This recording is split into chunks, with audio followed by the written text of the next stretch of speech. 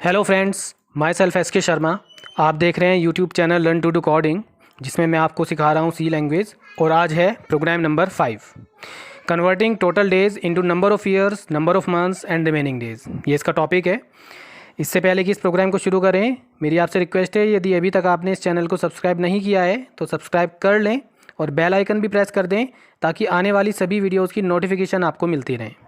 तो चलिए शुरू करते हैं, प्रोग्राम को सही तरह से समझ लेते हैं। Write a program in C language to accept the number of days, यानी हमें total number of days user से इनपुट कराना है, and display the result after converting into number of years, number of months and the remaining number of days. यानी कि total days को years में, फिर बचे हुए डेज को मंथ्स में, और फिर जो बचे हुए डेज हैं उन्हें हमें डिस्प्ले करना है। एक एग्जाम्पल से समझ लेते हैं। सपोज करो रेड कलर में जो आप देख रहे हैं 1900, ये टोटल डेज हैं जो हमने इनपुट किया है। तो इसे ईयर्स में कन्वर्ट करने के लिए जो हम लॉजिक लगाने जा रहे हैं, हम जानते हैं कि ऑन एवरेज 1 ईयर में 365 डेज होते हैं। तो हम 1900 को 365 से डिवाइड करेंगे, आया 5, तो 5 तो हो गया ईयर्स, और जो रिमाइंडर बचा वो हो गया 75, दैट इज़ बचे हुए डेज, रिमेनिंग डेज। फिर 75 को 30 से डिवाइड करेंगे, आएगा 2, तो 2 मंथ्स, और जो डेज बचे हैं वो हो गया रिमेनिंग डेज 15। तो हम स्क्रीन पर 5 और 2 मंथ्स एंड 15 डेज डिस्प्ले करेंगे।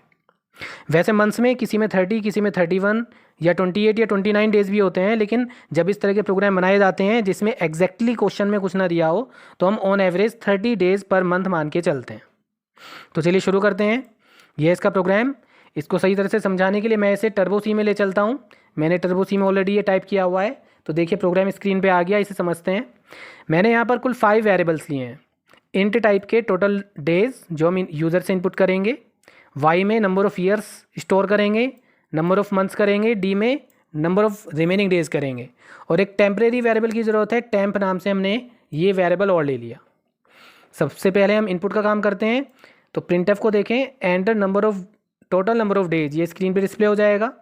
स्कैनएफ, क्योंकि हमने इंट वेरिएबल लिया है तो इसलिए %d फॉर्मेट स्पेसिफायर यहाँ यूज़ होगा, एड्रेस ऑफ टोटल डेज, तो ये वेरिएबल इनपुट हो जाएगा। अब टोटल डेज डिवाइड बाई 365, तो डिवाइड करने के बाद जो क्वोशिएंट आएगा वो स्टोर हो जाएगा वाई में, वही है नंबर ऑफ़ ईयर्स। फिर total days modulus 365, percent symbol है बीच में, और मैंने बताया था ये परसेंटेज नहीं बल्कि रिमाइंडर कैलकुलेट करता है। तो टोटल डेज को 365 से डिवाइड करने के बाद जो रिमाइंडर बचेगा वो आ जाएगा टेम्प में। अब आगे की कैलकुलेशन हम टेम्प के ऊपर करेंगे। तो जो नंबर ऑफ़ डेज टेम्प में आए हैं उसे 30 से डिवाइड करेंगे, इससे हमें नंबर ऑफ़ मंथ्स पता लग जाएंगे, और फिर मॉडुलस 30 करेंगे तो बचे हुए डेज डी में आ जाएंगे। तो ये था प्रोसेस सेक्शन। अब हमें केवल इसको प्रिंट करना है। तो प्रिंट करने के लिए देखिए मैंने ये फॉर्मेट स्ट्रिंग तैयार किया है यहाँ पे, इसे आप ध्यान से देखें। इसमें हमने लिया है %d, तो इसकी जगह y की वैल्यू आ जाएगी, और y की वैल्यू के बाद ईयर्स प्रिंट हो जाएगा, देन कॉमा प्रिंट हो जाएगा, फिर एक स्पेस के बाद दोबारा से %d, तो यहाँ दूसरे वेरिएबल m की वैल्यू आ जाएगी, यानी नंबर ऑफ मंथ्स आ जाएंगे। फिर मंथ्स वर्ड प्रिंट हो जाएगा, AND एंड प्रिंट हो जाएगा, फिर से %d, यहाँ d की वैल्यू आ जाएगी, और फिर डेज वर्ड प्रिंट हो जाएगा। तो ये हमने फॉर्मेट स्ट्रिंग तैयार की है ताकि आउटपुट देखने में थोड़ा ठीक लगे। चलिए इसे रन कर लेते हैं। तो सपोज करो मैंने 1900 यानी 1900 इनपुट किया, तो देखिए आउटपुट आ रहा है 5 ईयर्स 2 मंथ्स एंड 15 डेज।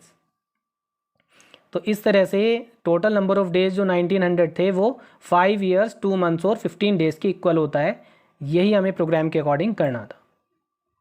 तो आई थिंक ये प्रोग्राम आपको समझ में आ गया होगा। यहाँ पर भी हमने वही प्रोसेस यूज़ की है।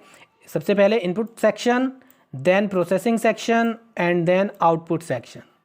यही स्टैंडर्ड तरीका है किसी भी प्रोग्राम को बनाने का।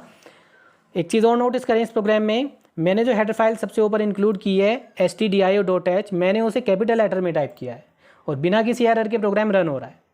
तो मैं आपको बता दूं कि ये हेडर फाइल का नाम है, और क्योंकि हम यहाँ पर विंडोज़ ऑपरेटिंग सिस्टम में काम कर रहे हैं, यहाँ पर फाइल नेम कैपिटल या स्मॉल लेटर किसी भी केस में हो सकते हैं, कोई फ़र्क नहीं पड़ता है इससे। इसलिए हम यहाँ पर हेडर फाइल को कैपिटल या स्मॉल, या एक लेटर कैपिटल बाकी स्मॉल, आप इस तरह से ले सकते हैं, इससे कोई फ़र्क नहीं पड़ेगा।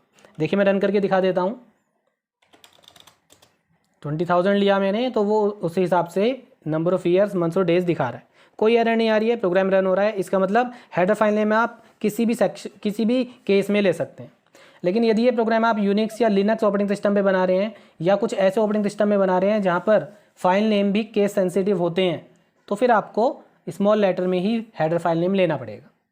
लेकिन इंडिया में मोस्टली लोग माइक्रोसॉफ्ट ऑपरेटिंग सिस्टम्स यूज़ करते हैं और विंडोज़ ऑपरेटिंग सिस्टम जो है ये केस सेंसिटिव फाइल नेम नहीं हैंडल करता है, इसलिए हम यहाँ पर ये हेडर फाइल नेम किसी भी केस में ले सकते हैं। तो आई होप आपको ये प्रोग्राम समझ में आ गया होगा। आप इसका स्क्रीनशॉट लेके अपने कंप्यूटर पर रन करके देख सकते हैं। तो आज के लिए इतना ही। अगर आपको ये वीडियो पसंद आई है तो इसे एक लाइक कर दीजिए और वीडियोज़ को लगातार देखते रहें और सी लैंग्वेज सीखते रहें। Thank you.